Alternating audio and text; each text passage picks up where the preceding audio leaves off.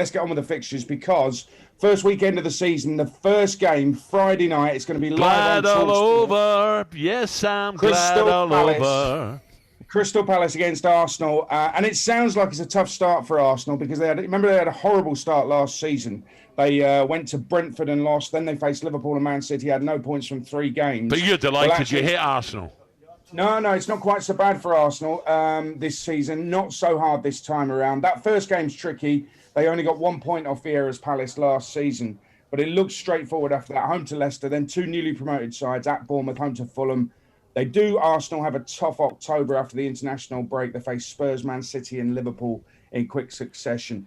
But if I just go back to the first weekend, Palace Arsenal Friday nights, the 5th of August, live on talkSPORT. And then Saturday lunchtime again, live on talkSPORT, Fulham, newly promoted, at home to Liverpool. And what a tough start it is for Fulham. I'll go through their games in a moment. But Fulham, Liverpool, 12:30. Then a whole raft of 3 o'clock games. I might well find myself at Newcastle against Nottingham Forest. Elsewhere, it's Bournemouth Villa at 3 o'clock. Leeds Wolves at 3 o'clock. Leicester Brentford is 3 o'clock. Spurs Southampton at 3 o'clock. And then 5:30, what a game for Frank Lampard. Everton take on Chelsea. And then on Sunday, 7th of August, 2 o'clock, Man United Brighton.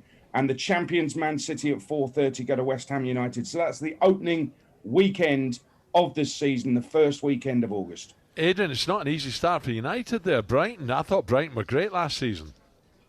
Yeah, Brighton, I mean, they had periods where they couldn't score and couldn't win, but overall you'd say they had a really, really good season. I mean, for Manchester United, they've got to do a lot. It's funny because the Manchester derby and the North London derby are both the same weekends, both rounds of games, same weekend. So North London derby, Manchester derby, start of October. That's just after the international break. The second North London derby at Spurs and the second Manchester derby at Old Trafford in the middle of January. Liverpool against Man City, by the way, is the middle of October. And the reverse game is at the start of April. And after that, there'll still be about 8 games left because the season doesn't end till the last Sunday of May. So it's quite a late one because of the World Cup, obviously. Adrian, do you see it a 2-horse race again? I do. I do, yeah. I mean, listen, a lot can depend. I mean, looking at Arsenal's fixtures, they do have it straightforward up until October. So that if they can amass a lot of points, that will also amass a lot of confidence. So maybe they might have a little sneaker of getting involved, certainly top 4, maybe in and around Liverpool, Man City, possibly. Spurs as well are making some decent signings, so you've got to look at them. But again, they've got to hit the ground running. Listen, you can't go any other than the top 2 from last season. It does look very suspiciously like it's going to be those 2 again, but I think it's fantastic. Liverpool, 3rd weekend of the season, it's Man United away. Start of September, it's Everton away. So there's a couple of games there they've got to think about. The first, we've got midweek games live on talkSPORT as well, and there's some amazing games. The first midweek is only a few weeks into it.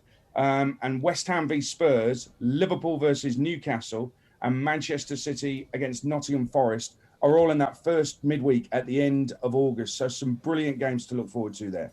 Tell you what, Aid, looking at them fixtures on the first day, whether you're a manager, a player, or a fan, you always want to win the first game. And I'm looking down the list. It's hard to pick an absolute banker. They've all got a chance of winning the first game. West Ham, Man City. I agree, yeah. West Ham, Man City is a tough one for the champions, without a doubt. I would say Liverpool at Fulham live on talkSPORT Saturday lunchtime.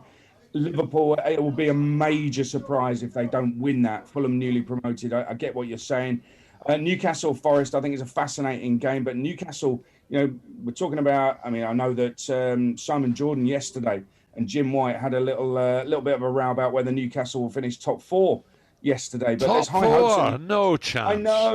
I know. Spurs, Southampton, if Spurs are serious, they're going to have to win that one. But yeah, you're right. I think, we won't really know much until it all settles down, probably by the end of August, so the first month into it. But I think it's fascinating. I must point out as well, with the World Cup, it's the last Premier League games are on the weekend of the 12th of November.